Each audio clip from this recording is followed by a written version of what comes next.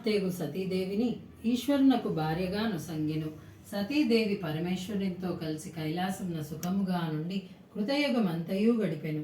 త్రేతాయుగమున ఒకనాడు ఈశ్వరుడు సతీదేవితో ముచ్చటలాడుచుండగా అకస్మాత్తుగా ఈశ్వరుడు అంతర్ధానమందెను. సతీదేవి ఈశ్వరుడు మాట్లాడుచూ మాయమైనందుకు పరిపరి విధముల ఆలోచించుచుండగా పకపక నవ్వుచూ ఈశ్వరుడు సాక్షాత్కరించెను. సతీదేవి పరమేశ్వరుని గాంచి, నాథ, మీరెచ్చటికి వెళితిరి, ఎందుకు నవ్వుచున్నారు? నేనేమైనా తప్పు మాట్లాడితినా అని ప్రశ్నించెను.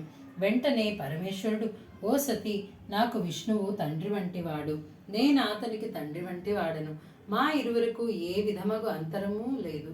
ప్రస్తుతము మహావిష్ణువు భూలోకమున శ్రీరామునిగా అవతరించి పితృవాక్య పరిపాలనకై తన భార్యగు సీతతోనూ సోదరుడగు లక్ష్మణుడితోనూ వనవాసమునకై వెడలి పంచవటీ తీరమున పర్ణశాల నిర్మించుకొని నివసించుచుండెను. మన భక్తుడగు రావణుడు మాయోపాయమును